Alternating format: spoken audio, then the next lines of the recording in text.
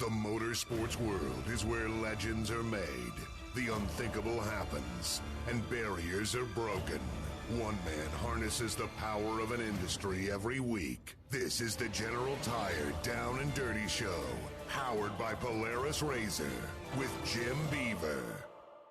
Back in the saddle here on the General Tire Down and Dirty Radio Show, powered by Polaris RZR. Big show today, lots to talk about, lots of news. We also have the Olympics going on. I mean, this is there is all kinds of stuff to talk about. Got a couple of amazing guests. We got Chris Leone. He is on site at the New England Forest Rally. I don't know if you heard the news, but he is back. The legend returns. David Higgins is racing the New England Forest Rally. Dropped that news a couple days ago, as you guys may or may not know. I am also David's agent and manager. So, yes, David will probably be a guest on the show here upcoming very, very soon. But he is on the stages of New England Forest Rally, battling with Pastrana, Block, and all the usual suspects.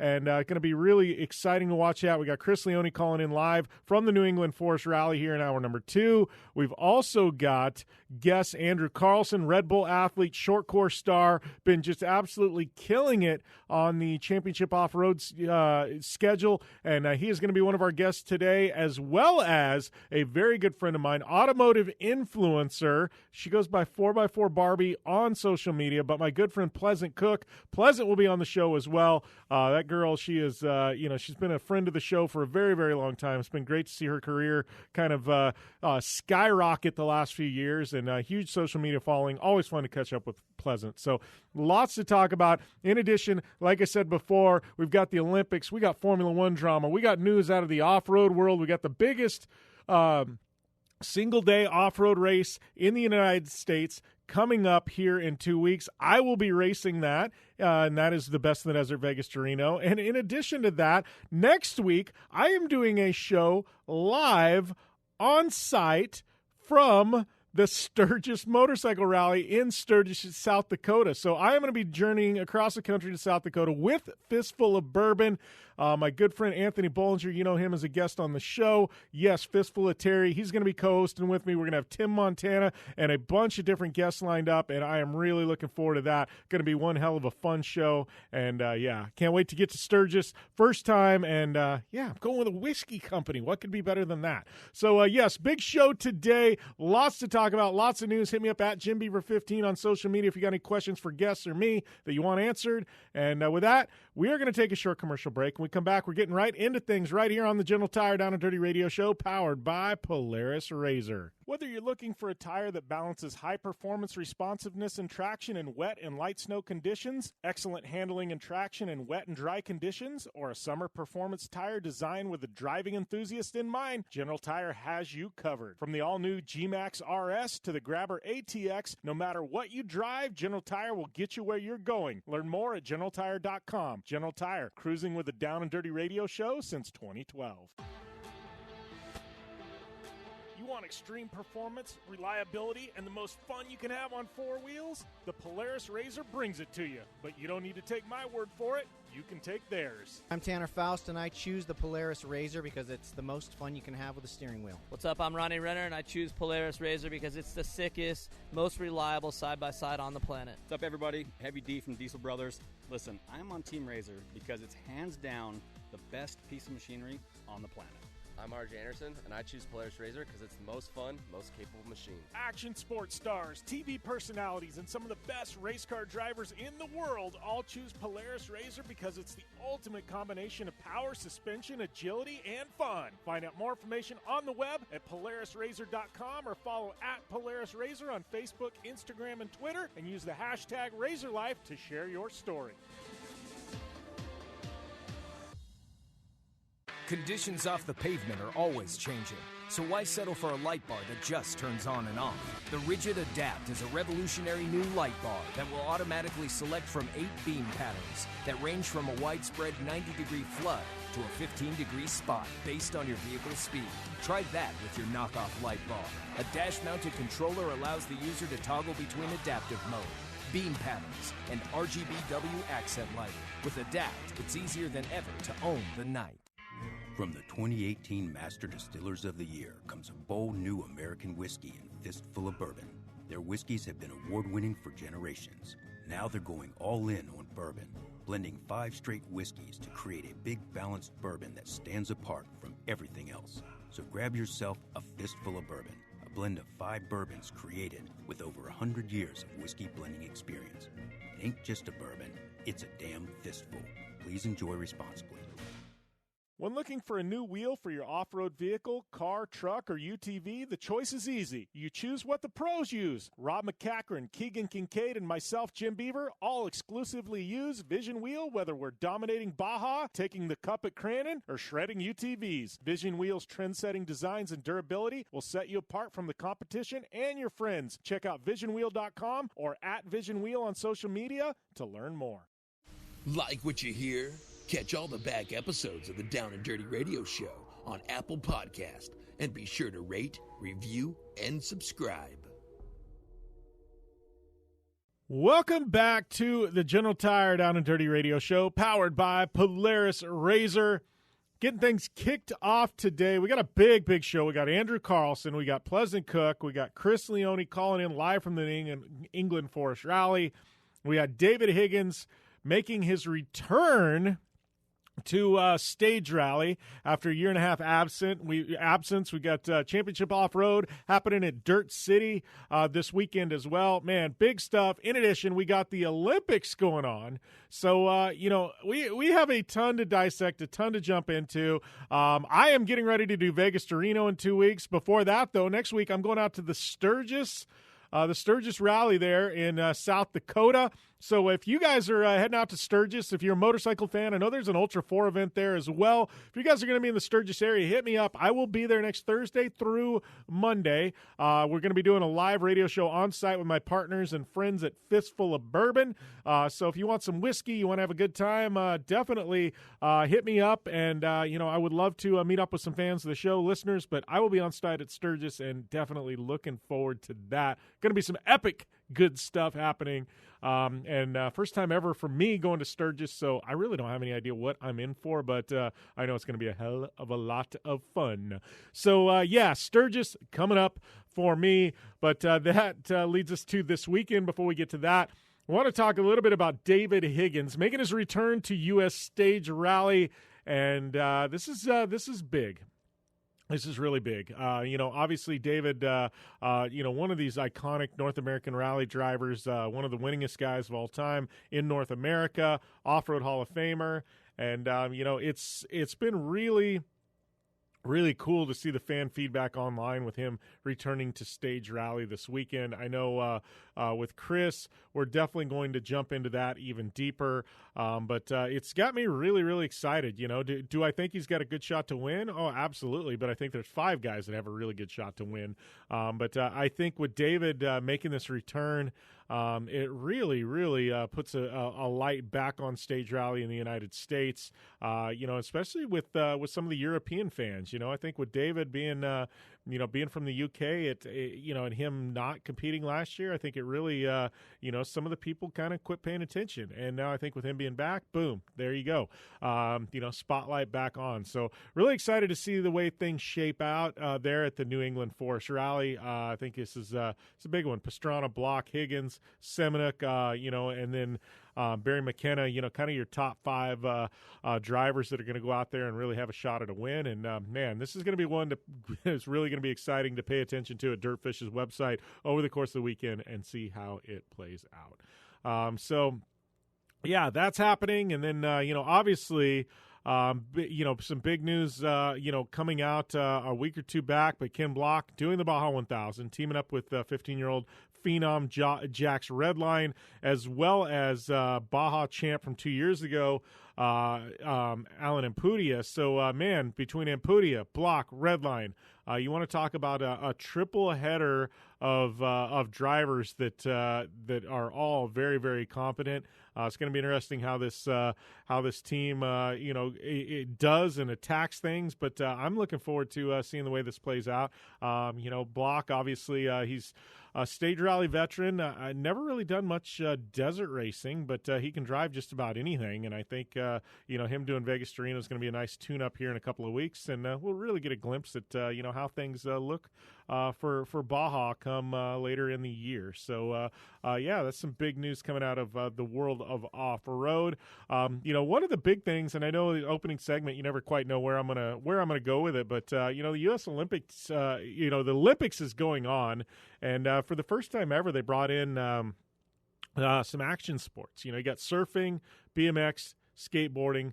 Kind of cool to see that. And I know there's been a lot of memes going around. There's been some people, talk skateboarding and really kind of been brutal on the U.S. skateboarding team, and I know they're saying, oh, well, we didn't bring our A team and this and that. And, why'd we get beat? Why was there so many falls in the Olympics and things like that, and gymnastics, they don't fall as much, and it's a judge discipline. Why is skateboarding? Why is there guys falling? Things like that. And I guess part of me goes, we did bring our A team. I mean, you got Nyjah Houston, which I'm not going to put street skating competition and street skating in general in the same category, but Nyjah, globally recognized, unarguably as probably the greatest competition street skater currently in the world.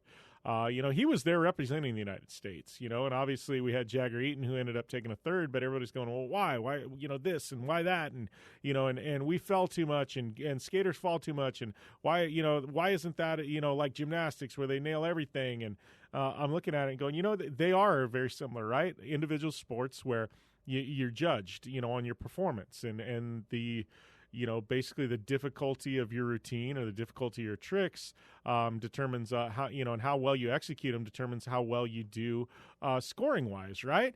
Well, I think the big thing that you've got to take into consideration here is there are a lot of similarities in gymnastics and skateboarding. The biggest difference in my eyes is that if you if you compete on balance beam, you compete on floor, compete on vault, compete on bars, whatever you compete on, it's the same. You can go to a set of uneven bars in Japan. You can go to a set of uneven bars in New York City.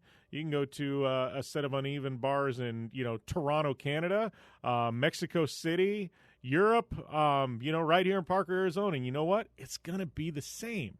Same with the balance beam. Same with vault. All the dimensions, everything's the same. So what you're looking at can be replicated anywhere in the world. Thing with skateboarding and BMX for that matter, and actually surfing, depending on the waves, it's not. A skate park that say Jagger Eaton, rides in Phoenix, Arizona versus a skate park at the Olympic is different. So if he can kickflip something in Phoenix, it doesn't necessarily mean he can kickflip something in Japan. Because the gaps are different, the transitions are different, the size is different, the layout of the skate park, the flow of the skate park. There's so many things that go into it, and I'm not making excuses for Team USA and Nyjah Houston. Nyjah just had a bad day. He can adapt, he can overcome. I mean, he's one of the best skaters in the world. I mean, the guy literally, is a machine. He's a robot. You caught him on a bad day. And, I think he was the gold medal favorite going into things, hands down. And, he laid an egg, quite frankly. And I'm a big Nyjah fan. And, I guarantee you 4 years from now, skateboarding's brought back, Nyjah's probably going to win the gold because he's going to have a chip on his shoulder. But I'm just saying that the difference is something that you compete on in gymnastics and something you compete on in skateboarding, completely different. You can have a 12-foot vert ramp that, and it's going to be different from city to city. Just transition's going to be a little different. Coping, lip, dimensions. It's not like gymnastics where everything is a set standard. And I think, the minute we do that in skateboarding is actually going to be horrible. Nobody wants that. It's going to get rid of the creativity of the sport. But I think that's why you saw more falls than you thought you would have. These are the best skaters in the world. And, yeah, they still do fall at times because things are so different anywhere you go. So, just thought I'd chime in a little bit on that because I've seen a lot of it on social media recently. And thought I'd, defend skateboarders in general a little bit because, I do skate. Those of you following me on social know that. But, we're going to take a short break. We come back. We're still firing here, right here on the General Tire Down and Dirty Radio Show, powered by Polaris RZR. Your life demands a tire that provides durability, comfort, and performance, and that's what General Tire delivers for you. From the all-season grip of the Grabber UHP to the comfort and on-road manners of the Grabber HTS to the durability and off-road traction of the Grabber AT2, General has a tire that will help get you where you need to go. So let us take you on your next big adventure. Tweet us at General Tire, hashtag anywhere is possible, because with General Tire, anywhere is possible. Don't just shred your way through any off-road rugged terrain. Get into gear with GSP XTV and let us redefine your adventure. The GSP advantage of quality and performance sets a standard for UTV axles. We strive to provide premium ATV and UTV axles to keep you shreddy ready. Kick up some dirt and get in the driver's seat with GSP XTV. With over 35 years of experience, drive with a company you can trust. Drive with GSP. For more information, please visit us at gspxtv.com today. You're listening to the Down and Dirty Radio Show, powered by Polaris RZR. All killer and no filler. Welcome back to the General Tire Down and Dirty Radio Show, powered by Polaris RZR. I'd like to welcome my Polaris RZR and Vision Wheel teammate Andrew Carlson to the line. Andrew, man, home track, big weekend for you guys. You got to be pretty stoked here, sitting here on a Monday. Yeah, no, for sure. It was a good weekend. We came away with 3 out of 4 podiums. The RZR was ripping. Yeah, it was the first time I've ever swept a weekend in all my racing, so that was pretty cool to do, especially in front of the home track in the RZR. So, yeah, it was an awesome weekend, and we're definitely feeling good on a Monday for sure. Yeah, and that's the funny thing. Sweeping a weekend, I don't think people realize how hard it is, and to do it in pro mod, which you did, like, to me, that's arguably one of the toughest divisions in off-road. I mean, I'm not saying it's the fastest division, but it's got to be one of the toughest. I mean, I'm just looking down the list of, you, Van Eperen, we got Robert in there. I mean, there's just, you got Elliot Burns. I mean, I can go down the list of drivers and racers, and I'm like, dude, this is no easy feat to be sweeping a weekend in pro mod, man. Yeah, it's fun. I think there's been, coming into the weekend, there was 4 different guys that had a win. Kyle Cheney had one, I had one, and then both the Van Eperen boys had one. So points were tight. Luckily, Cheney had a few breakdowns, so he was a little bit back. But, it wasn't to the point where someone had kind of established dominance. We came out the first weekend and went 1-2, left with the points lead, and then the Yamahas were fast at Crandon.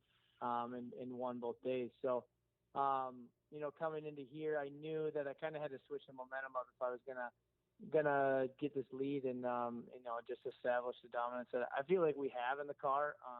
The thing's just on rails. We've been working really hard on it. Just been really fine tuning it this year. Last year, we were just trying to get it finishing races and then being up front. And now that we put that work in, I feel like it's showing. So we got our setup really dialed. The tires are working really great.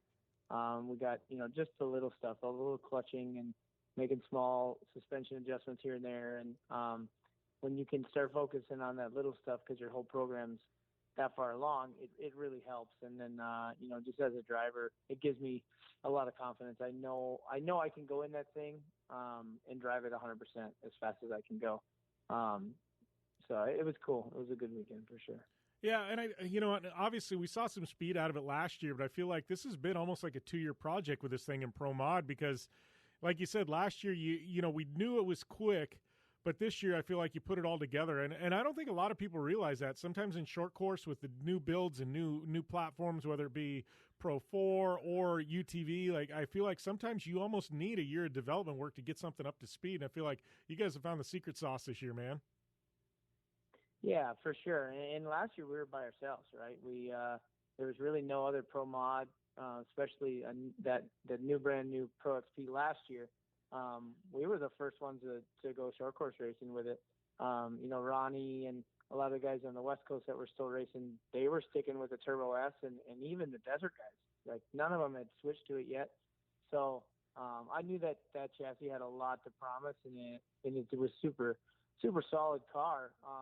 And now you see like Guthrie and a lot of these guys going to it this year, but we really broke the mold on it and had it right fresh. And, that comes with its challenges. It's always exciting to get a new chassis, but you got to keep your fingers crossed and hope you don't stumble upon something that you didn't know, or certain parts that weren't the same from one to the other. So not only had we not raced Pro Mod ever before, but no one had raced that chassis. So I feel like it definitely paid off this year. And then my buddy Robert saw the dominance we had. He helped me a little bit last year, and but he was busy with his own program in the RS1. And then this off season, I dabble a lot in CAD and 3D modeling and stuff, and I had some really good ideas that I wanted to try.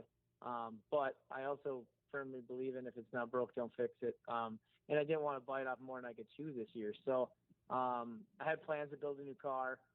We started testing in this other with our current car that we've been running, and it's just we're getting it even faster and faster. So I didn't want to bite off more than I can chew, and Robert actually made the switch to go to Pro Mod. So I helped him build the car. I basically did the whole thing in CAD and handed the file over to him, knowing that, I said, hey, let's keep this between us, but at the same time, I want to learn whatever is what we're gonna gain here. So I actually got a car on the fixture table right now. We're making some tweaks to it. So that's the exciting thing for me, is like, I feel like we're in a heavier car right now and more stock, and there's even more to gain. So to come off a weekend sweeping it, feeling like we got the speed to win, and then to know that there's more available too, is it's exciting. And these cars are so fast, and but it's such a balance of finishing and then not pushing too far, and it has to be durable. And I think every time someone goes out and wins, the other guys try to push their cars further, and eventually you get to a point where you got to be finishing to be up front. So. Yeah, well, and I know in your case, you're not only running Pro Mod with Polaris, but you're running the Pro 4. How is that on any given day, man? You're bouncing back and forth between the two vehicles. Obviously, both of them all-wheel drive. I'm sure that makes things a little bit easier. But any adjustments when you're jumping back and forth between the two vehicles that you have to like consciously flip a switch to do it? Being completely honest, no, there's not a big difference, and that's the cool thing. That was a big reason we parked the Pro 2 last year, because it is such a big difference between the Pro 2 and the Pro 4. It's a different driving style, the way you enter the corners, just the way you attack the track. You have to be aggressive in both, but in very different ways. In the Pro 4 is a newer thing to me. This is only my fourth season in the class. And yeah, some would say that's a long time, but those trucks, when you look at Kyle and Greaves and a lot of these guys, that they've been driving that style for a long time, and they're still progressing and still getting faster. And it's no small undertaking. No one you see it with Cal Chaney and Scotty Lawrence and a couple of these other guys that jumped in last year for the first time. They're not hitting the box even, because it's so hard to just get up to speed in these trucks, because they're it'd be one thing if there was like a semi-pro class, but you're racing the best in the world. I mean, Johnny and Kyle and all these guys individually have more championships than I've even years raced off road. So it's a tall order to be out there, but we got an awesome team behind us, all the sponsors that are helping us get out there. We've really pushed our program, and that's, I think we show it when everything we do, whether it's ERX or the race team, we don't want to bring a knife to a gunfight. So obviously it takes a lot of time and a lot of hard work, but we're progressing. I feel like we're getting faster in the Pro 4, and one big piece of it is having everything in my program pushing me faster in that car. And we just felt that Pro 2 it wasn't. I was either getting faster in one or the other, and and we made the switch to Pro Mod last year, and we did better in both vehicles, than we expected in the Pro Mod, especially because we hadn't raced in it. But the Pro 4 we got a lot faster throughout the year, and we were pushing for wins at the end. We had some tough breaks where we were leading and we should have got a win, and we didn't. But I feel like we're much more of a threat, and ultimately just getting faster. Yeah, well, that being said, I know this was a big weekend for you, not only sweeping the weekend in Pro Mod, but this is your home track. I mean, ERX, your family stakeholder in the, in the facility there. I've been going to ERX for 5-6 years now, back before, short course races were even had there. And I've seen the growth of it and the beautiful facility you guys have there. But how is that to be able to race, basically in your backyard. I mean, there's a lot of people that have a hometown track, but not many people actually share their race shop on the same property as a track. I mean, how is that to have all these crowds, all these fans come in and be racing in front of, pretty much everybody that you know? It's awesome. It makes the podiums a little more emotional, and because so much hard work goes into it. But at the same time, when I don't do well, I feel like it's a lot of pressure, and it's kind of like, we've asked ourselves in years past when we've come our way with no podiums or no wins, we're like, man, what are we doing this for? Like, not that we're quitting, it's just like challenging ourselves. Like, hey, if we got to do this, we want to come out and show that we're dominating and we're doing well. So, obviously having a weekend like we did, it was really good. We had some trouble in the Pro 4 and didn't end up getting a win like we really wanted, but hit the box third, and then had a mechanical on the second day. But it's fun. It honestly, you get in your routine, and we're mid-season now, so you kind of get okay, like we're going to go to Riders meeting in the morning, and we're going to kind of check over the trucks, make everything's good, start watching the track midday, trucks are done around 3 o'clock, and then we're ready to go racing by 5 or 6. At ERX, it's like get pulled 17 million different directions, and then like my biggest concern is like setting our alarms on my watch so I don't miss my race, because we got so much going on, and not only am I trying to watch the track and see where the fast lines are developing, but at the same time, like give input, like, hey, we need to knock this down. This is going to start wrecking trucks, or someone's going to get hurt here, or just what we're always trying to make the racing better. And that's why we have the split lanes and a lot of this stuff. And a lot of it takes effort to make sure that the track is even, because it's real easy to just let the thing go and get one lined, and then you don't have great racing. I think everything I've heard from the weekend, everyone's saying like that was the race of the year already in Pro 4, the most passing we've had, and just awesome racing. And there's a lot of effort that goes into that. It's not, I don't want to brag, but I'm not saying we didn't just stumble into that. We're very, we're planning how we're building this track, and even the sequence of turns, and how we're setting up the dirt for the split lanes to get them to hold up, and certain stuff. So it definitely makes the weekend super busy. It's definitely, if we're just focusing on going out and just winning the Pro 4, it'd be a lot easier to not have a race. But obviously we love off-road, and we want to get back, and we want to do it the best we can, and show people that this is a cool track to come race at, and I think everyone loves coming here. So that we obviously get a lot of warm fuzzies just from having people come here and race on our track and enjoy it like we do. That's why we're all here in the first place, because it's fun, and we like doing it, and like doing it around people that have similar interests. So it's definitely, I think it's not as easy as it probably looks, just racing at the home track, right? And I've even told people, like, how different that track is when you have hundreds of cars on it all day. There was 56 classes that raced on it. I don't care how many practice laps I get, I'm never going to get it that rough or that packed or that blue groove. So it's a huge adjustment for me too. Like, I'm used to this track a certain way, and then all of a sudden all these people show up, and now there's big holes everywhere and slippery, and it changes our setup. So it kind of almost sets us into like hey, don't even plan on being like it is for testing. So, yeah. But it's good. I love it. I wouldn't change it or have it any other way. All right, we're going to pump the brakes here for a second. We're going to put a pause on this epic interview with my good friend and Polaris RZR teammate Andrew Carlson, because we got to jump to a commercial break, but I promise when we return, we will have more with Andrew Carlson. And don't forget, still coming up, hour number 2, we got Pleasant Cook. We also have Chris Leone calling in on site from the New England Forest Rally. So all of that to come still right here on the General Tire Down and Dirty Radio Show, powered by Polaris RZR. I'm Polaris rider Jim Beaver. I race trophy trucks professionally, host a Down and Dirty radio show, and also travel the country announcing motorsports events. I've seen it all, and trust me, I've done most of it, so when it comes time to relax on the weekend, nothing is better than taking time with my family in our RZR vehicles. They've got the reliability I need to just pick up and go explore the desert, dunes, or trail, and have the capability to attack even the harshest terrain. If you're looking for some of the most reliable and safest and hands down most capable off-road machines in the world, look no further than Polaris and their award-winning lineup of RZR vehicles. Whether you want your daughter to experience off-road driving for the first time in a RZR 170 like me, take the entire family out in a RZR XP4 1000 on the weekend, or shred the desert and dunes in the all-new RZR XP 1000 Fox Edition, Polaris has you handled. Take my advice and join me and some of the best drivers in the world by driving a Polaris RZR. Check out the full Polaris RZR lineup at Polaris.com or follow them on Facebook, Instagram, and Twitter at Polaris RZR.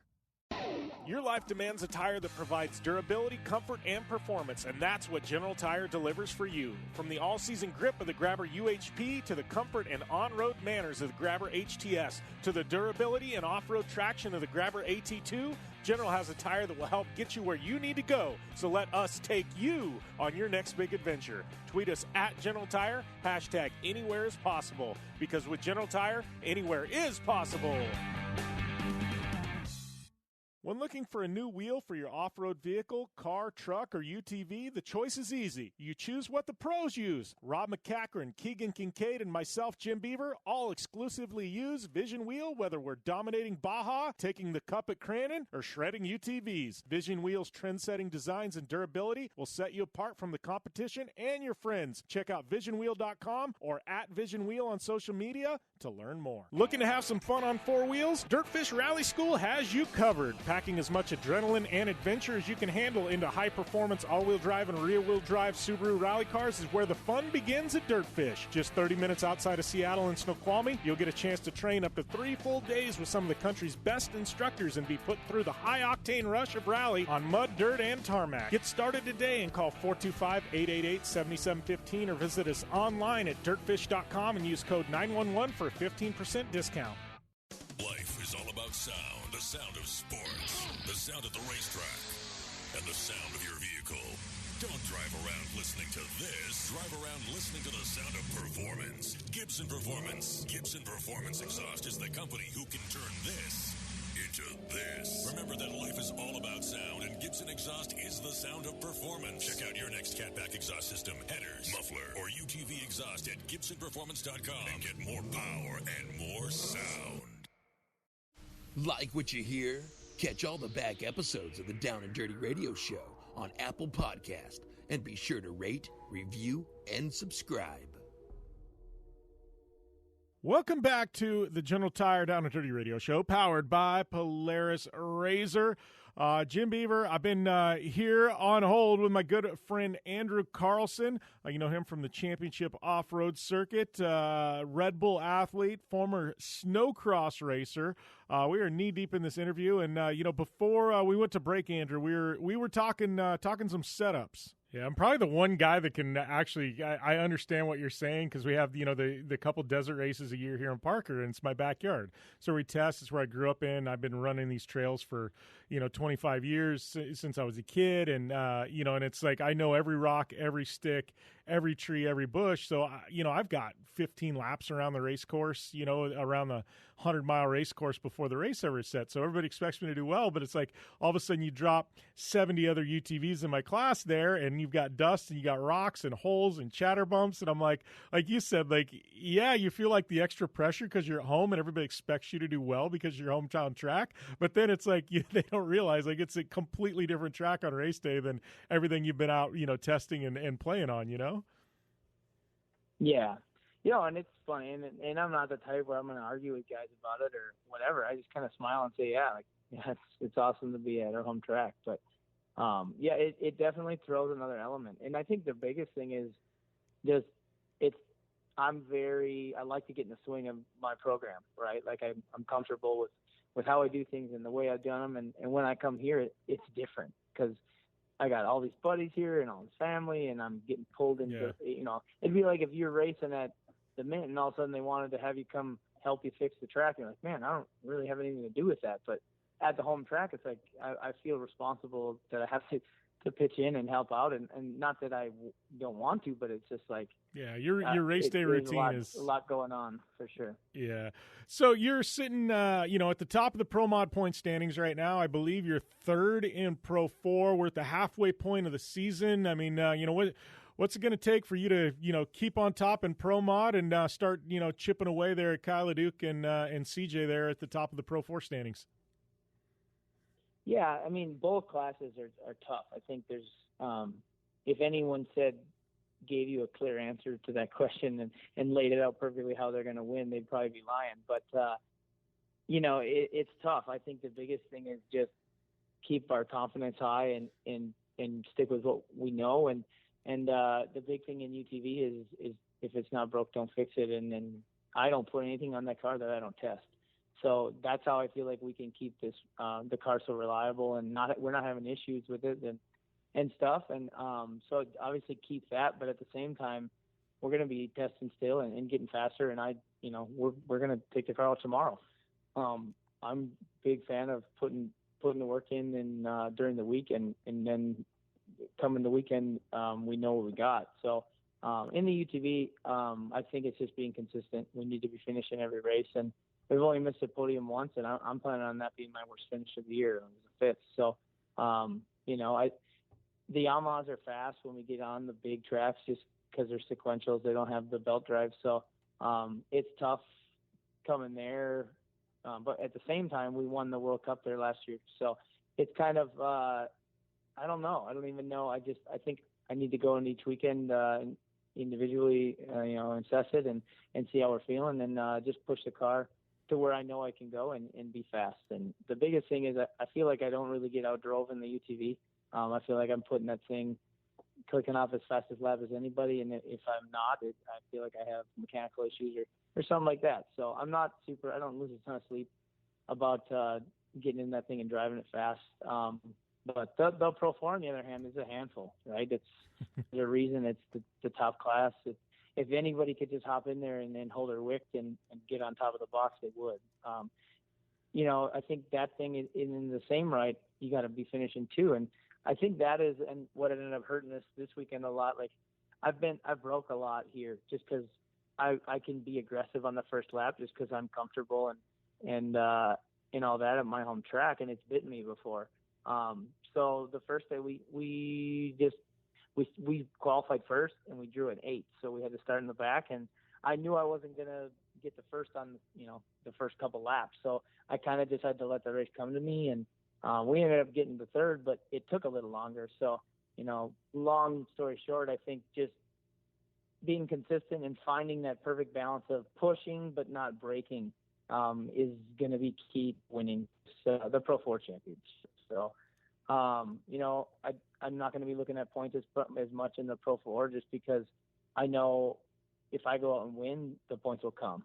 And I can't control who else is finishing and how they're finishing. But I know that we're capable of winning in that car, and we just need to go do it. So coming to Leone, I really like the tight technical tracks. I think it's somewhat similar to ERX. It's definitely tight into the Pro 4, though. I know, like last year, over half the field crashed there and flipped and rolled the thing. Even guys like Kyle are crashing. So a big thing is going to be there keeping it on all 4. And I think in both cars it's that way. We know we're fast, but we gotta be consistently fast and then keep the cars running. Yeah. So one last question before we let you go. Obviously, you've got a heck of a snowmobile career before you made the full-time transition into the off-road stuff. You miss being on the sled at all come wintertime? I know, obviously you guys have hosted all kinds of events there at ERX, things like that. You ever get the itch to do a little snowmobile racing at all?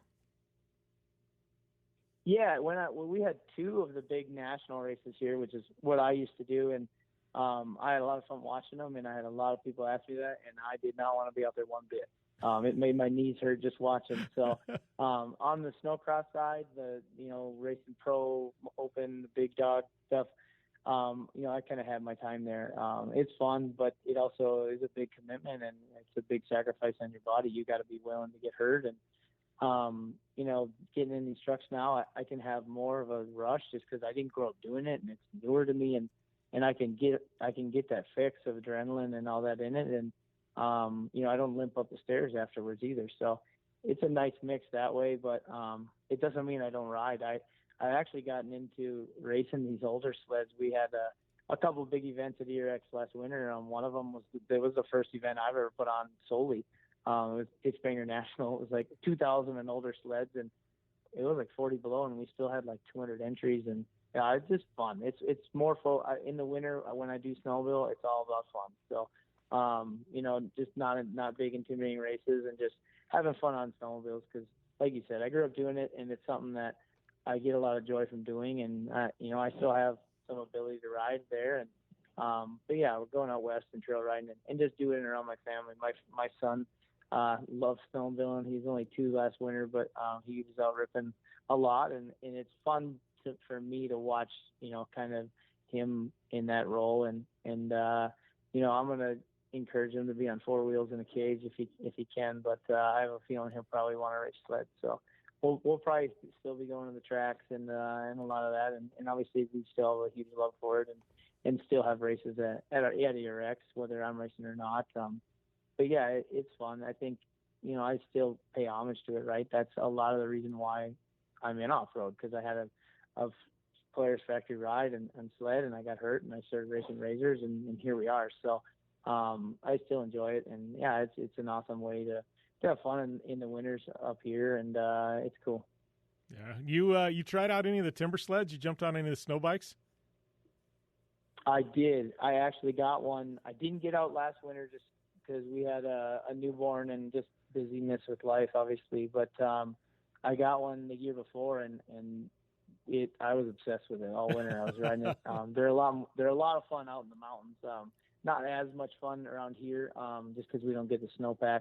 But they're amazing. They're super fun, and yeah, I'm looking forward to getting on them again this winter. Yeah. Oh, I know they have every year. They always have the X Games qualifiers there at ERX. You gonna get one of those itches where it's like, we're just gonna go throw the bike on the track, see if we can qualify into X?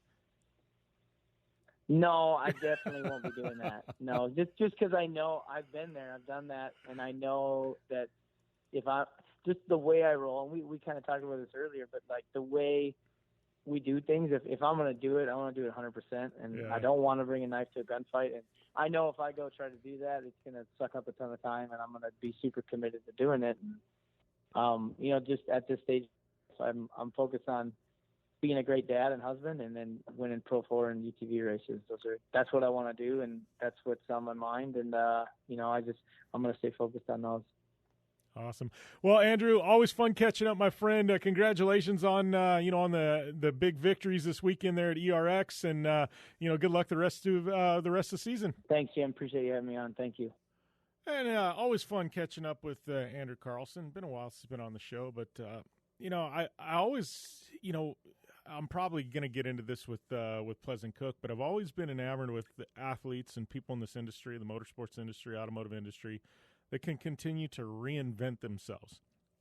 I feel like, it's one of those things where you always have to keep on evolving. Obviously he was a snowcross racer, and at some point you tap out on that, and you've got a lot more longevity of a career when you're in a roll cage.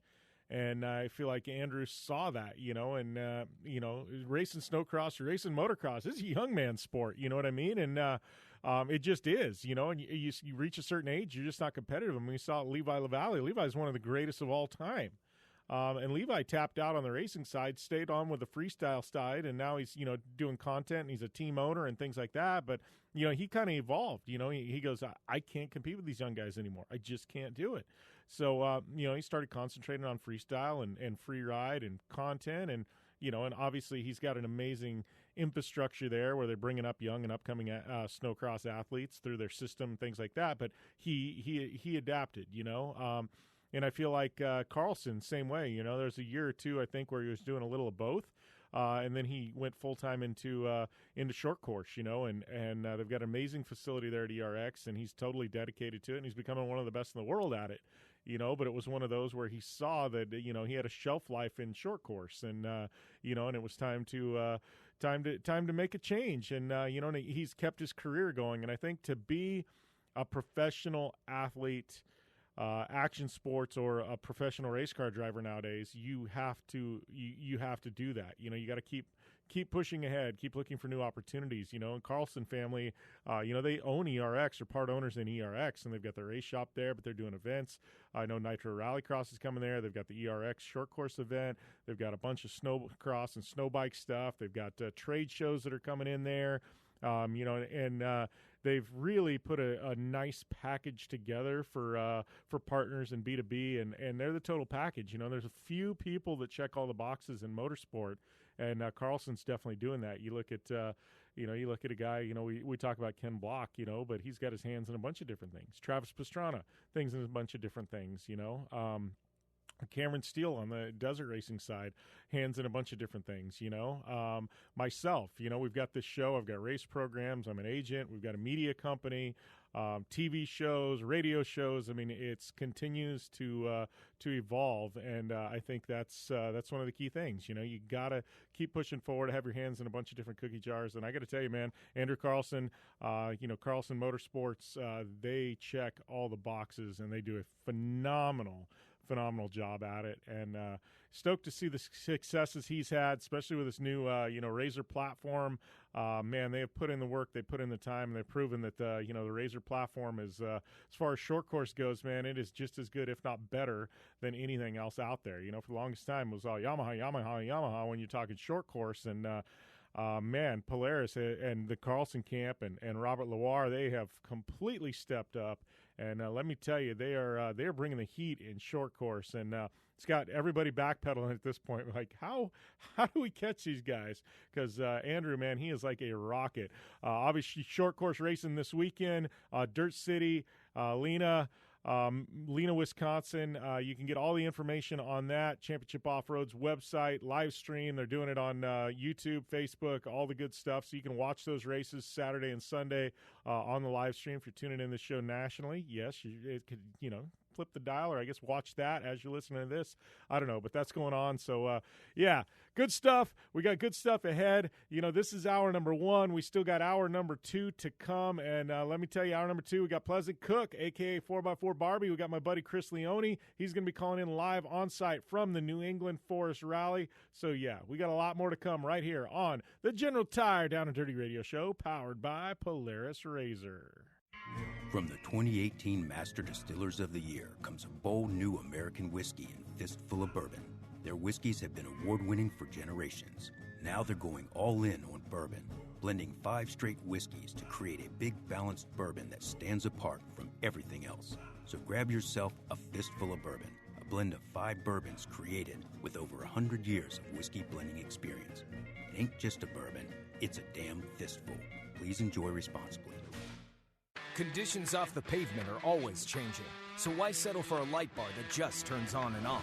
The Rigid Adapt is a revolutionary new light bar that will automatically select from 8 beam patterns that range from a widespread 90-degree flood to a 15-degree spot based on your vehicle's speed. Try that with your knockoff light bar. A dash-mounted controller allows the user to toggle between adaptive mode, beam patterns, and RGBW accent lighting. With Adapt, it's easier than ever to own the night. Thanks for tuning in to the Down and Dirty Radio Show, available live online, in syndication on networks across the U.S., and available internationally on the American Forces Network. Well, good stuff with Andrew Carlson here on the General Tire Down and Dirty Radio Show, powered by Polaris RZR. Wrapping up hour number 1. We still got another hour yet to come, and we got a big hour yet to come. Hour number 2, we've got my good friend, racer, automotive influencer, Pleasant Cook, coming up, and we've also got Chris Leone, who will be calling in from on-site at the New England Forest Rally.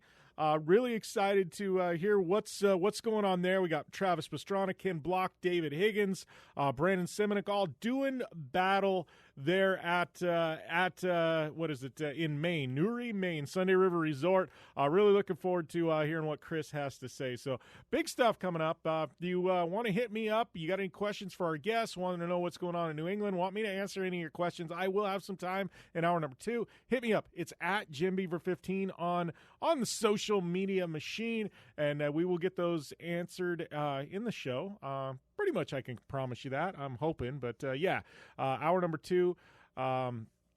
we will have some time for those. So, it has been a great hour number one. I'm getting news right now, and, from New England, the New England Forest Rally. Looks like after stage one, it was only a little over 5 miles long, but Barry McKenna is leading. Ken Block is in second.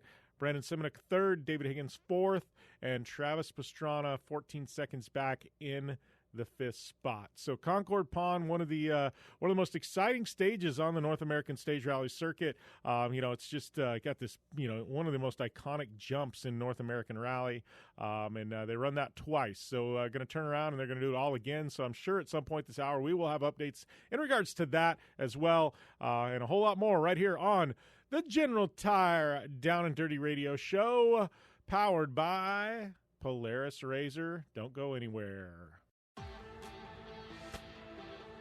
You want extreme performance, reliability, and the most fun you can have on four wheels? The Polaris RZR brings it to you. But you don't need to take my word for it. You can take theirs. I'm Tanner Faust, and I choose the Polaris RZR because it's the most fun you can have with a steering wheel. What's up? I'm Ronnie Renner, and I choose Polaris RZR because it's the sickest, most reliable side-by-side on the planet. What's up, everybody? Heavy D from Diesel Brothers. Listen, I'm on Team RZR because it's hands down the best piece of machinery on the planet. I'm RJ Anderson, and I choose Polaris RZR because it's the most fun, most capable machine. Action sports stars, TV personalities, and some of the best race car drivers in the world all choose Polaris RZR because it's the ultimate combination of power, suspension, agility, and fun. Find out more information on the web at PolarisRZR.com or follow at Polaris RZR on Facebook, Instagram, and Twitter, and use the hashtag RazorLife to share your story. For 100 years, General Tire has provided tires for your lifestyle, your adventure, your anywhere. Born from competition, the Grabber tire offers the durability and off-road traction you demand in a tire. We put these tires to the test in the harshest off-road racing conditions to give you a tire that will make your anywhere possible. So let us take you on your next big adventure. Tweet us photos at General Tire, hashtag anywhere is possible. Because with General Tire, anywhere is possible.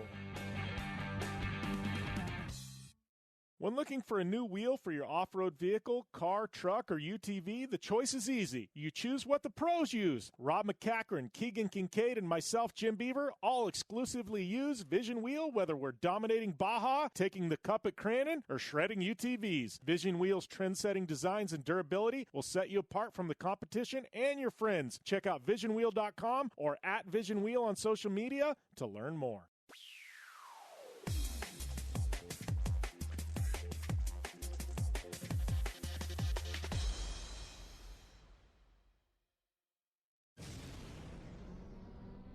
Thanks for tuning in to the Down and Dirty Radio Show, available live online, in syndication on networks across the U.S., and available internationally on the American Forces Network. Welcome to hour number 2 of the General Tire Down and Dirty Radio Show, powered by Polaris RZR. Rock and rolling. Got a great show so far. Andrew Carlson in hour number 1. We've been bringing you updates courtesy of Dirtfish Rally. Find out more information on the web at www.dirtfish.com, and use the coupon code JimBeaver15 for a 15% discount at Dirtfish on those rally classes. Yes, our coverage of the New England Forest Rally has been brought to you by Dirtfish. Obviously, they've got an extremely high amount of coverage. They're covering it in depth. So you're tuning in. You want up-to-date, up-to-minute info from the New England Forest Rally, go to dirtfish.com, and they've got it all locked, dialed in. As we said before we went to break, Stage 1 is down. Stage 2 coming up. We've got leading is Barry McKenna, followed by Ken Block, followed by Brandon Simonek, David Higgins, and Travis Pastrana. That is your running order. That is your top 5 at the New England Forest Rally. We've got Pleasant Cook coming up. And then after Pleasant, we will have Chris Leone, my media director. He is on site at the New England Forest Rally, helping out David Higgins, taking photos, doing some social media. He will be on the show, giving us a report on everything that's happening here day 1 at NEFR. So, looking forward to Chris on that. Got questions for Chris. Got questions for me at JimBeaver15 on the social media machine. Probably Twitter be the best way to get a hold of us right now. But, yeah, we got that going on, man. We got a ton of stuff happening all across the board here on the show. Like I said, we're doing live coverage of that. We've got some big news to get into at some point. I don't know. We might be able to sneak it in. We might not here on the show today, but we have some big news coming out of the world of off-road. Ken Block, he's going to be running the Baja 1000. We've been seeing, like, the Hoonigan Media Machine just continually dropping content in regards to that. He's also coming up. He's racing Vegas to Reno here in 2 weeks. I will be in action in that race as well. But Ken Block racing Vegas to Reno. So kind of looking forward to seeing how he does in his first desert race. I think it's a really, really good idea for them to get him a tune-up race for the Baja 1000. Vegas to Reno is definitely a good one for that. I think with, kind of the open fire roads, I think Ken will do really, really well there. I think he will in Baja as well. Definitely a great starting point compared to something like the Mint 400. But, it has definitely been a fun show. Whole lot more to come. We are going to take a short commercial break. And then when we come back from that break, we're going to have Pleasant Cook, a.k.a. 4x4 Barbie. She's going to be lock-loaded right here on the show, on the General Tire Down and Dirty Radio Show, powered by Polaris RZR. I'm Polaris rider Jim Beaver. I race trophy trucks professionally, host a Down and Dirty radio show, and also travel the country announcing motorsports events. I've seen it all, and trust me, I've done most of it, so when it comes time to relax on the weekend, nothing is better than taking time with my family in our RZR vehicles. They've got the reliability I need to just pick up and go explore the desert, dunes, or trail, and have the capability to attack even the harshest terrain. If you're looking for some of the most reliable and safest, and hands down most capable off-road machines in the world, look no further than Polaris and their award-winning lineup of RZR vehicles. Whether you want your daughter to experience off-road driving for the first time in a RZR 170 like me, take the entire family out in a RZR XP4 1000 on the weekend, or shred the desert and dunes in the all-new RZR XP 1000 Fox Edition, Polaris has you handled. Take my advice and join me and some of the best drivers in the world by driving a Polaris RZR. Check out the full Polaris RZR lineup at Polaris.com or follow them on Facebook, Instagram, and Twitter at Polaris RZR. Your life demands a tire that provides durability, comfort, and performance, and that's what General Tire delivers for you. From the all-season grip of the Grabber UHP to the comfort and on-road manners of the Grabber HTS to the durability and off-road traction of the Grabber AT2, General has a tire that will help get you where you need to go. So let us take you on your next big adventure. Tweet us at General Tire, hashtag anywhere is possible, because with General Tire, anywhere is possible. From the 2018 Master Distillers of the Year comes a bold new American whiskey and fistful of bourbon. Their whiskeys have been award-winning for generations. Now they're going all in on bourbon, blending 5 straight whiskeys to create a big balanced bourbon that stands apart from everything else. So grab yourself a fistful of bourbon, a blend of 5 bourbons created with over 100 years of whiskey blending experience. It ain't just a bourbon, it's a damn fistful. Please enjoy responsibly. Looking to have some fun on 4 wheels? Dirtfish Rally School has you covered. Packing as much adrenaline and adventure as you can handle into high-performance all-wheel drive and rear-wheel drive Subaru rally cars is where the fun begins at Dirtfish. Just 30 minutes outside of Seattle in Snoqualmie, you'll get a chance to train up to 3 full days with some of the country's best instructors and be put through the high-octane rush of rally on mud, dirt, and tarmac. Get started today and call 425-888-7715 or visit us online at dirtfish.com and use code 911 for a 15% discount. Life is all about sound, the sound of sports, the sound of the racetrack, and the sound of your vehicle. Don't drive around listening to this. Drive around listening to the sound of performance. Gibson Performance. Gibson Performance Exhaust is the company who can turn this into this. Remember that life is all about sound, and Gibson Exhaust is the sound of performance. Check out your next catback exhaust system, headers, muffler, or UTV exhaust at GibsonPerformance.com and get more power and more sound. Like what you hear? Catch all the back episodes of the Down and Dirty Radio Show on Apple Podcast, and be sure to rate, review, and subscribe. I'd like to welcome one of my guests this week to the show, my good friend Pleasant Cook. I'm going to say formerly known as 4x4 Barbie because I feel like you have completely morphed out of that, and you're just Pleasant Cook to me now. So, but welcome to the show, Pleasant. Well, hey, y'all. Thanks for having me on here. Yeah, I definitely agree. I'm turning more into, I guess, like a UTV Barbie than anything at the moment. UTV Barbie. Well, you know what, though? I think that's the key to this industry, though. Like, what do they say? Adapt or die, right? I feel like we all have to be Exactly. morphing. I mean, I know what I was doing 10 years ago when I started this show, and I know what I'm doing now, and it's completely different. But I feel like if you're not consistently reinventing yourself or innovating what you're doing, I feel like you kind of get left behind, you know? Oh, exactly. I always laugh because even like on Instagram now, I'm trying to make TikTok or Reel videos, and I have like no clue what I'm doing, and I'm like just thinking to myself, yeah, exactly. After die at this point. TikTok, yeah, that's one. I don't know. I TikTok and Reel videos, it's kind of entertaining. I can go on TikTok and kind of lose myself in it because there is some really creative stuff, and then there's some stuff I'm just like look at yourself in the mirror. Did you realize you just did that? Like, and you're putting it out there for the world to see. Like, it's crazy.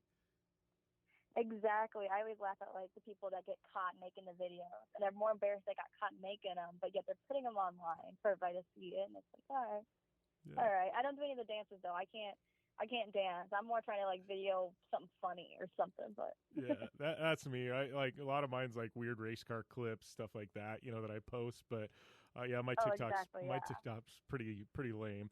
But I think, you know what's funny about TikTok is like when I was growing up, like you go to a school dance or something, right? Like there was all the wallflowers. Everybody was scared to dance. Nobody wanted to dance. It was like a big deal, like to get out on the dance floor to invite somebody to dance. And now, like that generation, like they're posting all these dance videos and stuff like that. I'm like online. I'm like, you know, and obviously there were probably no school dances last year because of COVID. But I'm like, do kids like now is that whole thing? Have they shed the wallflower thing and everybody dances, or it just dance on TikTok? yeah, no, like I always left my little cousins. They always try to learn all the TikTok dances. So they're like sitting in like the Walmart parking lot, like doing dances, like walking through like the aisles and stuff. I'm like, you guys have a lot more confidence than I ever did growing up. Right? And I don't know, maybe that's a good thing about social media. We talk about all the downsides of social media, but maybe that's a good thing. Kids have been more confident. They come out of their shells. And I don't know if they're only that way on social media or if they actually do it in real life. You know, I don't know the answer to that. Which either way, it really is pretty good for kids to grow that confidence that they have now. Yeah, exactly. You know, and you know, the thing that I guess worries me is like you and I are people. You know, we're a people person or people. I don't know how we would say that when you're referring to two people, but you know, you and I go out, we meet people, we talk with people, we have conversations, and I think like this generation growing up now, like they've spent so much time online and they got no problem chatting online and texting and messaging and things like that. But I don't know that they know how to do what we do, where you're actually out at an event, shaking hands, meeting people, saying hi, having conversations in real life. Like they know how to text, they know how to message. Do they know how to talk? You know, I don't know.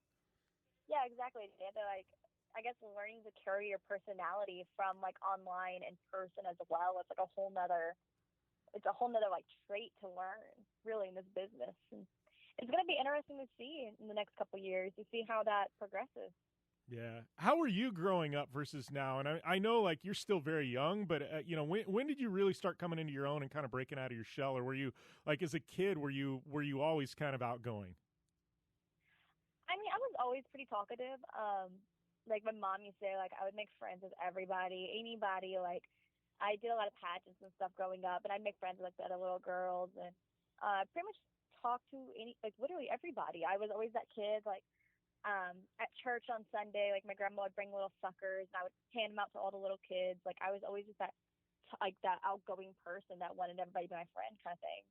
And I kind of lost that a little bit in middle school.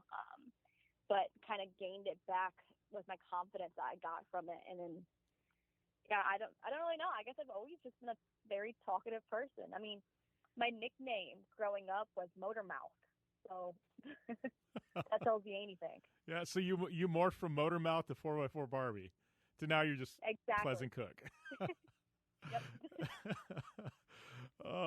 I don't know that we wanted to put Motor Mouth out there because I'm sure at some point somebody's going to listen to this and that's going to come back to haunt you just a little bit. Probably. It's okay though. It's all right. I feel like there's a lot of things I've done in my life that can come back and haunt me. It's fine. Yeah, I know you pretty well to know you don't really have many skeletons in your closet. You know, nothing too bad. Especially my TikTok videos. I mean. Oh, So how's things been? I know it's been a while since I've had you on the show. I mean, it's actually been probably too long. You and I chat, text, see each other at events quite a bit. I know we had the thing for a while where we were calling each other stalkers. We'd be like at the most random of random places and run into each other. But it's like at Walmart. Yeah. That's Jim. Hey, Jim. You don't even live here. What are you doing? Neither do I.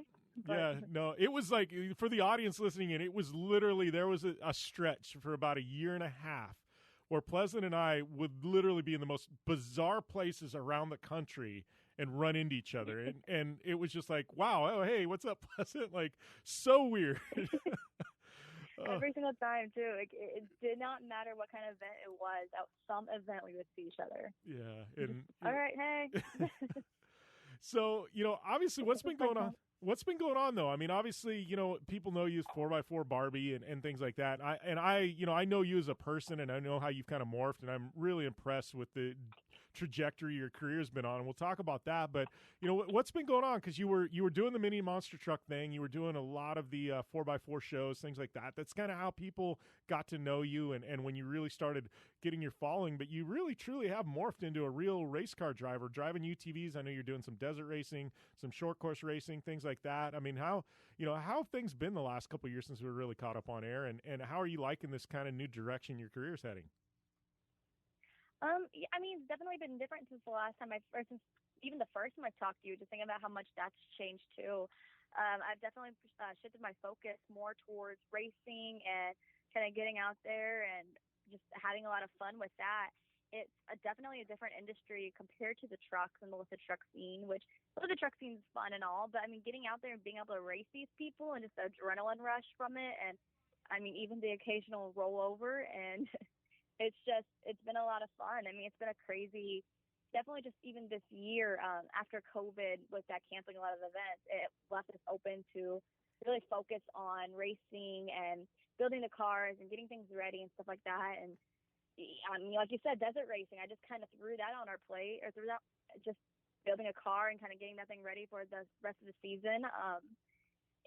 It's been unreal. I don't even know how else to put it. It makes me speechless of just how much and how far I have come from the last time. Yeah, and one thing that has impressed me about your kind of shift to to UTV racing, stuff like that. A lot of people come in, both men and women, and they've got like this, I don't want to say a chip on their shoulder, but an arrogance. Like, I'm going to come in, I'm going to dominate, I'm going to kick everybody's ass. Like, yeah. I'm going to be a badass. And you kind of came in very humble. And you came in, you're like, hey, I know I've got a lot to learn. We're probably not going to be the fastest at the beginning, but you know what? I'm gonna put in the work. I'm gonna put in the effort, and we're gonna get better. And you've had, like, I think you had a wreck earlier this year, and you kind of were making fun of yourself. 4x4 crashy, I think you were calling yourself, and things like that. But like, it shows a lot about you as a person, and this is just me as a friend talking. Because a lot of people wouldn't do that. You know what I mean? They do come in with that chip on their shoulder and an arrogance, and we're going to do this. And the way you've approached it, you know what I mean? A lot of people create enemies when they came in, and I feel like you've created friends coming in because you've approached it the right way and very humble and, hey, let's get better. And I see it, from last year to this year, the growth and the quickness. And, are you on the podium? No, not yet. But I see, what I mean, the difference in your driving and the lap times coming down and things like that. And I do see the direction you're headed. And, I applaud you for that because I feel like you've approached it the right way. Yeah, I mean, of course. I mean, you could go in and you could be like, one of my main focuses is I want to win. That's what I want to do. But I mean, we're all said and done. I mean, it's the same. It's a race. I mean, we're all a huge community. We're all hanging out. I just can't believe how well the community works together at these races as well. And I feel like that's not something talked about enough. I know that after I've wrecked several times in my career, I say it's my monster truck coming out of me a little bit. But whenever we do wreck and we do break parts, I mean, there's a whole bunch of people out there that's ready to help, that's at these races. Like, oh, hey, you need that Polaris, that A-arm? You need that, even random little parts. Like, you need this? I got it. Come on, I'll help you. Like, we'll fix you up. Like, everybody, even the bigger teams, and you walk into the big race trailer. It's like, oh, you need a press? Okay, here, let me help you out real quick. Like, it's just such a nice community. And I mean, I can't even imagine going into it thinking that I'm better than these people who are so nice and so willing to help, and that's so kind. and I can never get over that. And a whole lot more to come with Pleasant Cook when we return here to the General Tire Down and Dirty Radio Show, powered by Polaris RZR. Conditions off the pavement are always changing, so why settle for a light bar that just turns on and off? The Rigid Adapt is a revolutionary new light bar that will automatically select from 8 beam patterns that range from a widespread 90-degree flood to a 15-degree spot based on your vehicle's speed. Try that with your knockoff light bar. A dash-mounted controller allows the user to toggle between adaptive mode, beam patterns, and RGBW accent lighting. With Adapt, it's easier than ever to own the night. Don't just shred your way through any off-road rugged terrain. Get into gear with GSP XTV and let us redefine your adventure. The GSP advantage of quality and performance sets a standard for UTV axles. We strive to provide premium ATV and UTV axles to keep you shreddy ready. Kick up some dirt and get in the driver's seat with GSP XTV. With over 35 years of experience, drive with a company you can trust. Drive with GSP. For more information, please visit us at gspxtv.com today. Thanks for tuning in to the Down and Dirty Radio Show, available live online, in syndication on networks across the U.S., and available internationally on the American Forces Network. Welcome back to the General Tire Down and Dirty Radio Show, powered by Polaris RZR. Jim Beaver here, along with my good friend Pleasant Cook, a.k.a. 4x4 Barbie. Have you ever felt like, and I've actually kind of seen this with you, and I fight the same thing. You know, you're very well known. I'm pretty well known. You know, and you come in and people have these preconceived notions. You know, and they meet you and they want to hate you. You know what I mean? Because you know you've got this celebrity status, whatever it is. You know, but then you come in and it's like they want to hate you, so they're very guarded and might be kind of short. And then they get to know you and they're like, oh, she's actually pretty awesome. I kind of like her. I mean, do you see that a lot? Because like you are one of the nicest people I've ever met, but I can see like. I've heard people behind the scenes, oh, that's 4x4 Barbie, and they'll talk trash. I'm like, do you really know her? Because she's actually awesome, you know. And then they're like, oh, and then they get to know you, and they're like, yeah, you were right. She's actually really cool. Like, do you feel like sometimes you have that, and it's like there's these preconceived notions about you? Oh yeah, of course. I mean, it's definitely it's sometimes harder to make friends, I guess, especially with like girls and stuff. Just because I mean, we're girls, we judge each other, we do all the time, but you definitely can like walk into a room kind of deal and you can feel when people don't really like you. So I always try to make it a notion to try and talk to everybody and to kind of just be the, I don't know, just let my personality shine, I guess. Because I mean, I've definitely, even through like Instagram, I've had haters and trolls and stuff, and then actually became friends with them after on in life, and then be like, oh yeah, no, I used to think that you were this person and that you were this type of way, but you're actually really nice and really cool. So I think that it's like a lot of, it's like they're just, I don't know, it's part of life nowadays. Yeah, I think it is. And like we talked about the good of social media earlier in the interview, and now this is kind of talking about the bad of social media and you know, and you know, how people kind of judge just about everything you do, and it's all under a microscope. But, you know, going back to the racing, I mean, how things going? Obviously, you know, you're running, you know, you've been doing short course now for a couple of years, and I feel like you're kind of picking it up. You talked about doing the desert racing stuff. I mean, you know, I give you a lot of credit. You've been putting in some practice and some, you know, some lap time, things like that, you know, some laps, and, you know, how's things going? How you feeling about, you know, the upcoming races? I'm pretty excited. Definitely pretty pumped for Bark River for the short course racing. We didn't get to do that course last year, and it's probably one of my favorite courses. It's really fast and just fun, and I'm very excited to get out there and go on that one. So it's pretty good. I just added Speedworks to my roster of help and sponsors and stuff, and they're kind of helping me get like my clutching and stuff going with the RZR. And so I mean, it's been a lot of fun. It's been busy, and we're just trying to make power. And it's like Andrew Carlson's little boy when he was on the stage, like more power, baby. So that's just what that's our motto right now, I guess. More power, baby. So yeah, so you know, I know you were talking about the desert racing stuff. Obviously, I'm sure you got a new car being built for that. I mean, how are you going to approach that? It's something totally different. I mean, that's completely different. I know. You've been around the Mint 400, things like that, but, you know, how are you going to approach the whole desert program? Because that's a different animal than short course. I mean, honestly, I'm just kind of going in with the mindset that we're here to have fun. I mean, it's a very long trail ride. Is what I keep telling myself. We're just kind of going to go out there and kind of video, like, we want to do, like, some kind of vlogging style videos with the, like, what's like the beginning, like all the like not the parties, but like all hanging out and having all the like the pit party kind of deal, and just kind of really just focusing in on the fun and the adventure of this desert racing. I mean, I'm building a Pro XP right now. It's gonna be all pinked out. It's gonna be very girly. I'm excited to kind of have that to kind of show who I really am, like through this car, and just to kind of, I don't know, I think it's gonna be a lot of fun. I'm really excited for it. Yeah, well, I'm excited too to have you out in the desert. I know anything I can do, definitely hit me up. I think it's going to be a fun adventure. I call desert racing kind of adventure racing, and obviously, especially, it's, obviously it's fast and things like that, but it's, to me, there's a story in every race. When you start doing 400 or 500 miles, like there's so much of a story from the time you start to the time you get to the finish line. And I could tell a lot of people, I'm like, sometimes winning isn't necessarily winning. It's just getting to the finish line of a desert race. And that's what, like, I remember racing with Bold Racing a couple years ago, and we had some troubles and stuff like that. And I remember, like, sitting there in the middle of the desert, broke down. They're like, I'm really sorry this happened. I'm like, what are you talking about? This is so much fun. Like, this is what you talk about. You don't talk about, oh, yeah, we had a flawless race, like, everything went perfect, and we finished this place. No, it's, oh my gosh, we wrecked this and this, but it was hilarious because we were sitting out here and this happened. Like, I feel like it adds to the story. You're right. It adds to the story of the race, anything that happens. Yeah. So I know you're getting ready to, I guess, watch a watercross race here, but that leads me to another thing. I mean, obviously you've been in the dirt most of your life. I know you've toyed around with some other stuff, but any interest in other power sports, jumping onto a snow bike or a snowmobile, doing something like that, or you're pretty happy with the dirt?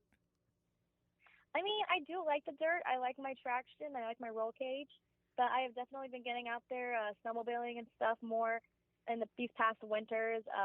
Just kind of going out west with my boyfriend and stuff, and I mean, it's a lot of fun. It's definitely different. It's a different lifestyle, but I'm learning it. I'm figuring it out. Maybe you might see me on a snowmobile later on this winter. Maybe not racing just yet. I still got to get the balance part down and the turning, but it's definitely been a lot of fun.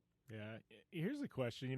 We talked about kind of, when you first got your start and you were doing a lot of monster truck shows and four-wheel drive jamborees, things like that. And obviously you're not doing as many of them as you did before, but it's part of you miss that, like getting out the jamborees. I'm sure you've got a ton of friends in that, in that arena there, and, in the builds and the craziness of, these trucks and stuff like that. Do you miss that? Do you look forward to getting back to those?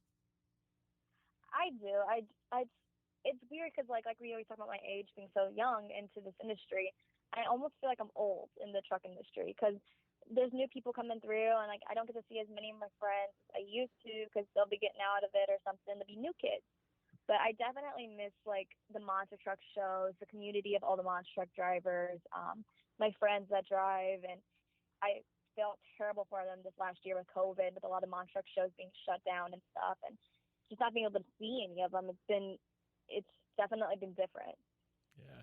You have any crazy truck builds in the back of your head? Because I know, like, obviously you've kind of become known for some of your truck builds, things like that. You have any crazy builds in the back of your head that you really, at some point, want to pull the trigger, start getting some partners together, and really go over the top with another one? Oh, always. I have, like, thousands of builds in my head on the daily.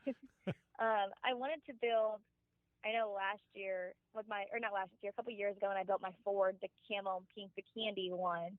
In the beginning, my idea was to do it like a lowrider style, but lifted, and like kind of like the cool pinstriping, the bright colors, all of that.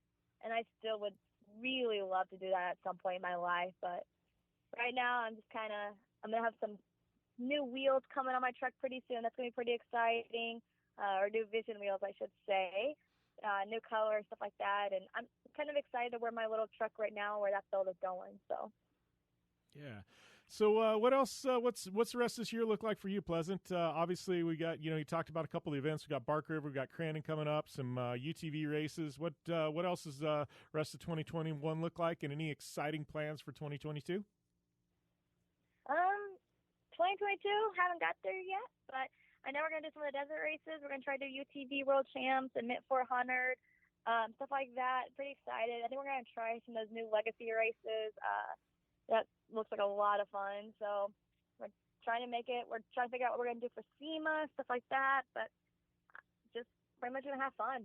It's got a busy schedule this next couple months, so you'll be seeing a lot of content coming from me. Yeah, isn't that the truth? Like, I was looking at my schedule, and I'm like, I'm pretty much on the road starting here in about the start of August. Like, I think there's 1 or 2 weekends I have off for like 3 or 4 months.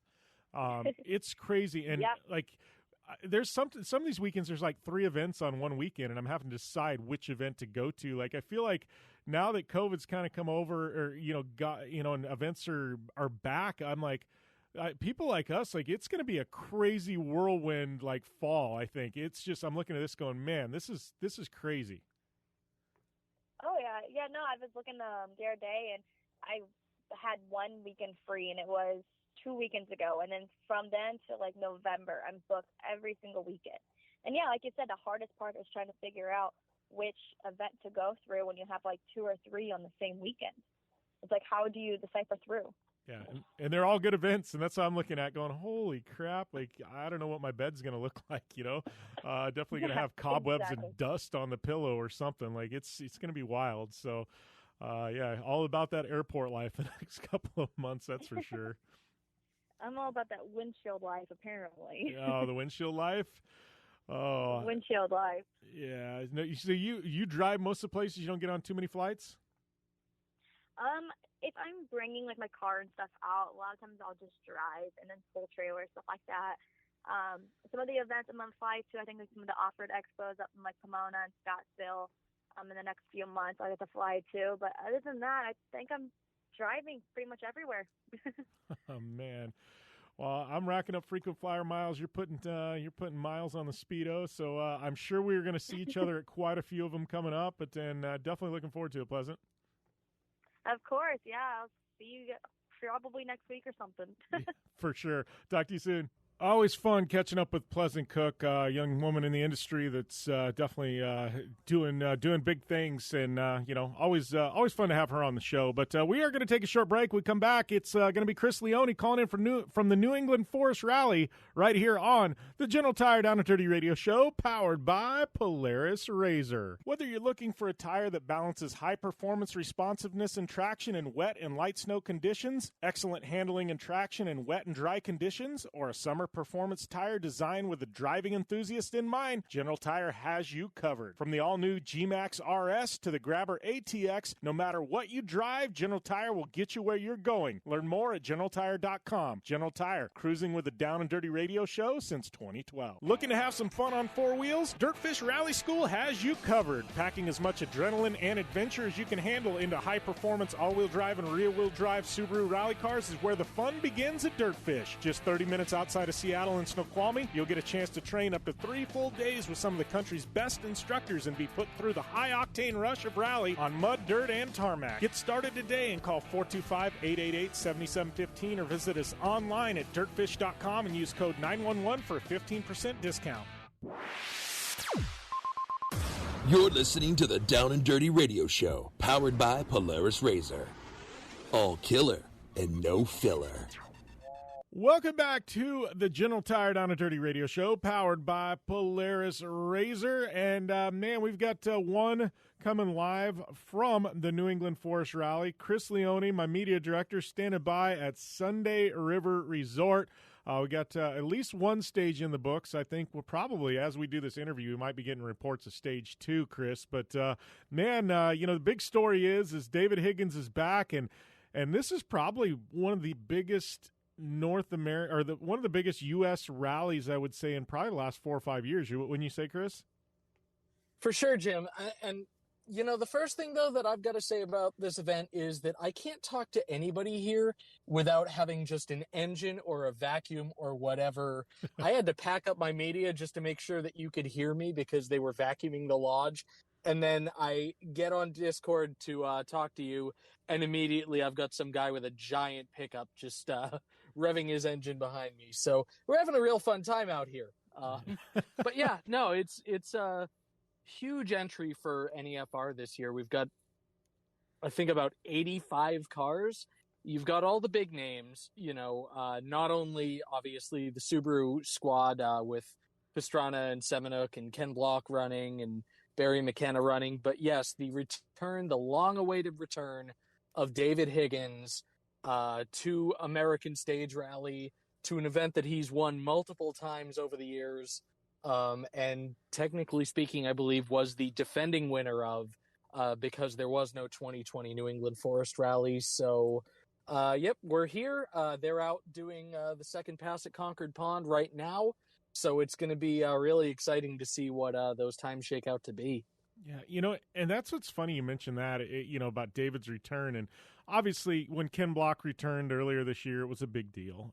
Travis has become kind of a staple in the championship, so he's kind of expected. But and obviously, I will just, I let the disclaimer earlier in the show when I was talking about some stuff that, we represent David. So he's been a close friend of ours for a long time. Our company represents him. But, that being said, like the fan feedback, we say returns, the legend returns. Everybody's excited about David. It's only been a year and a half since he's rallied. And last year we can kind of say it didn't even really count because of COVID and everything else. So I'm like, it is funny, the fan reception online and from what I understand on site there about David. And I think, what I've learned from this experience, Chris, is what he actually means to North American Stage Rally, because I feel like, people see him and they just associate it with this championship.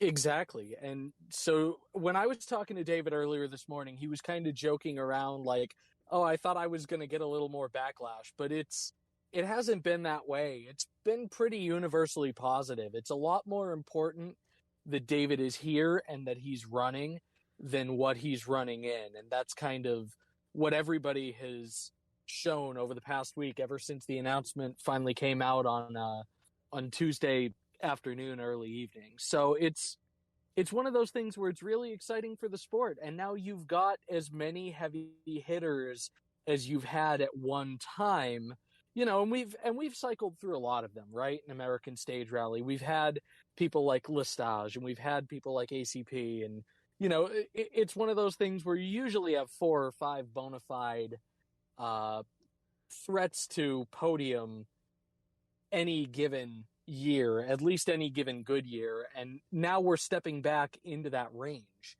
Having DH back with McKenna Motorsport, obviously, Barry's still got the Fiesta that he's brought over for this year, and David stepped into one of the different vehicles that they have. But yeah, there are a lot of really fast cars. There are a lot of pieces of kit that when, the last time that I was certainly at a stage rally, and it's been quite some time, we didn't have anywhere near this amount of depth in terms of the vehicles, and being able to put, for David to be able to step back into a car that is worthy of his pedigree and his caliber, it just adds one more vehicle that is going to contend for the overall this weekend.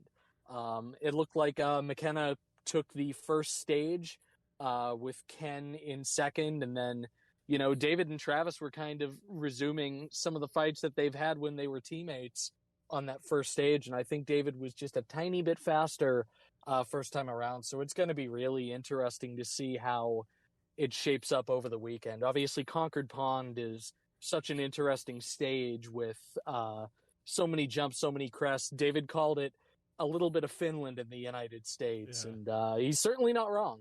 Yeah, and it's funny. I was explaining Concord Pond stage earlier in the show, and that's actually a very good analogy there, a little bit of Finland, and because it's got, the most iconic jump in, in at least U.S. stage rally. I don't want to say North American rally because I'm not super familiar with some of the stages up in Canada. But I would say Concord Pond absolutely has the most iconic jump in U.S. stage rally, and obviously everybody knows about Finland, and you see those just amazing WRC shots and stuff like that. So, talking about New England Forest Rally, it's kind of interesting, Chris, because I know, officially this rally's been around for 30 years as of this year, and there's, it's become kind of, the marquee event. It's the Baja 1000, it's the Daytona 500, the Indy 500 of U.S. stage rally. The NEFR has kind of become that one where everybody brings out their big guns, their cars. People come back for this one. A couple years ago we saw M Sport send over a 2-wheel drive Fiesta, and also I think it was an R5 or something at the time. But I feel like, it's funny, and I don't know how it became kind of the iconic U.S. stage rally, because on the other side of the country, you got Olympus that was actually a WRC round at one point, and I feel like this has become the iconic event where you would think it would be Olympus. It's actually NEFR. Well, see, Jim, I'm certainly not complaining, because even though I had to wake up at 4:30 in the morning to do it, I'm able to drive to this one and back. So that never hurts, right? But yeah, it's one of those things where the drivers really seem to love the stages. They really get excited about, what New England has to offer. We've had rain in the forecast. We had a little bit of it during Shakedown yesterday. It's been very rainy here in New England the entire month of July as it is. So that variable, can be a lot of fun for a lot of people as well. I don't know. It's sometimes you just have an event that, and this is in any, form of racing, that just kind of organically can grow into something really exciting and really special and really popular, and it's not always the events that you would expect. Personally, for me, even though this is the one that I grew up going to, when I still think US, like you said, Olympus is the first one that I'll think of, and then I'll think of 100 Acre. And then even, LSPR, I'd probably still put on par with New England as well. And not to knock my home region, but, it's really interesting to see how this rally has shaped up. But had a great crowd of people for Park Expo. Earlier this morning, everybody was just kind of mobbing around. There were so many people excited to see David, so many people excited to see Ken and Travis. We've had some really cool vehicles on display here. Things were jumping before everybody started kind of rolling out. Now we're just waiting for first service and for everybody to roll back in. Yeah, it's kind of an odd schedule with New England. Like, day one is they've got the ceremonial start, they got Park Expo, and then guys go out and I think they do Concord Pond twice, which is like 5.5 miles, give or take a few tenths, but it's like 5.5 miles, and then they turn around and they're done for the day. It's like they go and do 2 stages and then they're done. And then tomorrow's the big day. It's game on tomorrow. There's a lot of stages crammed into one day, but it's almost like they could have took some of the day 2 stages, put them in day 1, but this year just, it's kind of an odd schedule. So, I guess it gives the teams a lot of time to regroup going into the big day, which is tomorrow, Saturday. Yeah, we do still have a little bit more to go, later in the afternoon. There are a couple more stages in there where one goes in both directions. And I guess they've added even another brand new stage that splits the two of them. So you're not turning around right away and immediately going in reverse on the same roads. But nonetheless, yeah, there's about twice as much action tomorrow as there is today. It's a much earlier day tomorrow. It's a much longer and more grueling day tomorrow. And yeah, in some ways today is just kind of a shakedown, that happens to be timed, and happens to count for something. So, you'll have a lot of fans, really excited about Concord Pond, and I'm sure we'll see some, pretty spectacular photography from that. But really, yeah, Saturday is the heart of this rally. Saturday is the meat of this rally. So, who wins or loses is likely not going to be decided today. I don't think anybody's going to take a lead in the stages that they run today, that they're just able to carry on through tomorrow without at least a little bit of a threat. But, and especially with these drivers, and especially how closely matched everybody is and how talented everybody is. But then again, like any version of point-to-point racing, really, there are so many variables. You just really never know. Yeah, and I think that's the thing about New England Forest Rally. Day 2 is so grueling. Day 1, you're not going to win the rally on day 1, but you definitely can lose it. I know we saw that a couple of years ago with Ramana. He had that R5, and Natalie Richard was co-driving, and day 1, stage 1, Concord Pond, he cut a little too much and clipped a rock, and damaged the front wheel. He finished the stage. They got it back to service, and they were able to fix it. But, he lost so much time on stage one that, he was just kind of running for a finish at that point. And, that's case in point. I feel like New England Forest Rally survived day one and be within touch of the leader. And then day two, then you drop the hammer. Yeah, pretty much. And it's going to be interesting to see how that works out. Going back to David, obviously this is a car that, compared to the Subarus that he's run for years and years and years, does not have a lot of experience in. So that's going to be a big adjustment. It's just such a different vehicle. Obviously, the size is different. The engine, everything about that car is completely different. And he doesn't have the level of experience in that car compared to the Subaru. Obviously, somebody who's won that many championships has plenty of experience and you can trust to adapt to anything, but still, day one, you're probably going to see a patient David Higgins. You're probably going to see him tap into that veteran experience and not overdo it in any way, especially on Concord Pond, and just kind of take that,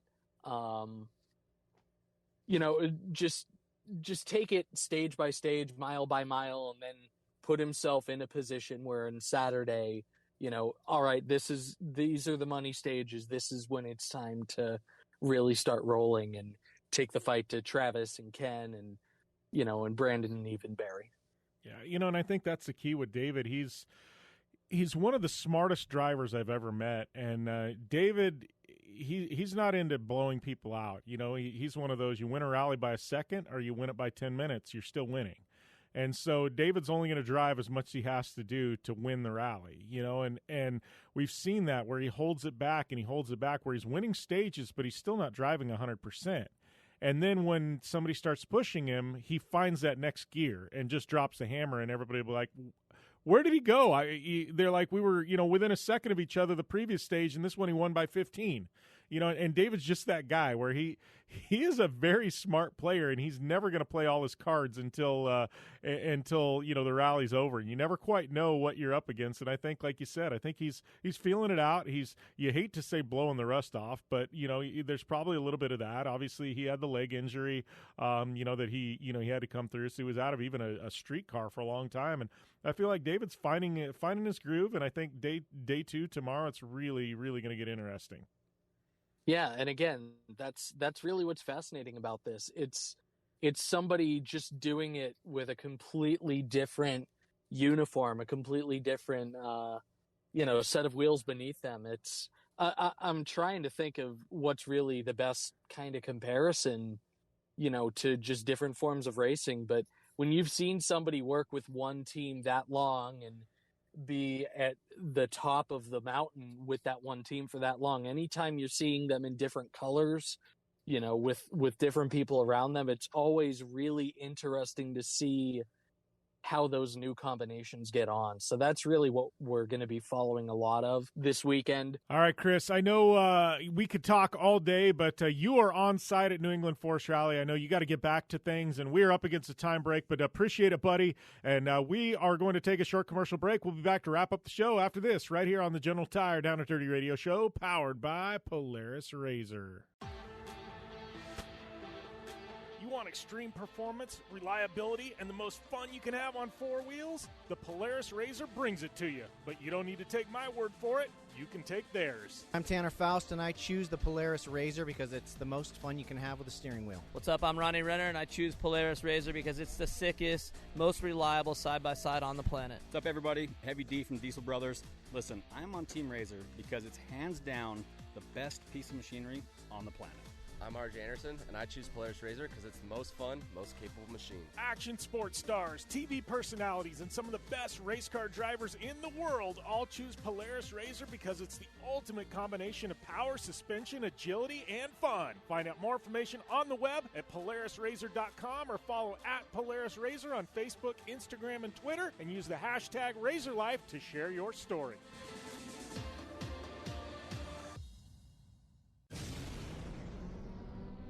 Thanks for tuning in to the Down and Dirty Radio Show, available live online, in syndication on networks across the U.S., and available internationally on the American Forces Network. All right, and we're back here to wrap things up on the Gentle Tire Down and Dirty Radio Show, powered by Polaris RZR. Just want to thank all of you for tuning in, whether you're tuning in on Sports Byline, SiriusXM, Podcast One, Down and Dirty Show website, Spotify, Apple Podcasts, the U.S. American Forces Network. Absolutely love you guys. Thank you for everything that you guys do to continue to support the show. Once again, I'm at Jim Beaver 15 on social media, and please subscribe to us over on Apple Podcasts if you haven't already. Got another show, Project Action, that airs there as well. Big thanks to all of our amazing partners in the show. Obviously, General Tire and Vision Wheel, Polaris RZR. We got Fistful of Bourbon. We've got our good friends at Dirtfish, Rigid Industries, GSP XTV Axles, iRacing. We've got so many amazing partners that help make this thing happen and keep us in business, after 10 years. So thank you guys for the continued support of the show. Like I said before, I'm going to be headed up to Sturgis, so hit me up. We'll be there with Fistful of Bourbon if you're going to be on site next week. I would love to chat with you, love to meet you, and love to have a little bit of whiskey with you. Be a good time there at Sturgis. And don't forget Jim Beaver 15. That'll get you 15% off all classes at Dirtfish. Dirtfish.com is the website, and go and get in on that. And with that, I'm going to sign off for this week. And we will see you guys next time right here with another General Tire Down and Dirty Radio Show powered by Polaris RZR. Have a great week and an even better weekend.